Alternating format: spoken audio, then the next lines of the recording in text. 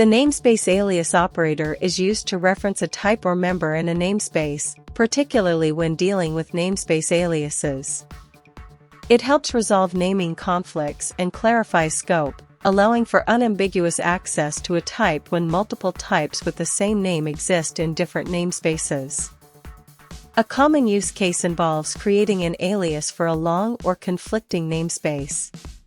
Using the namespace alias operator with this alias makes it clear which type is being accessed, even if a similarly named type exists in the current scope.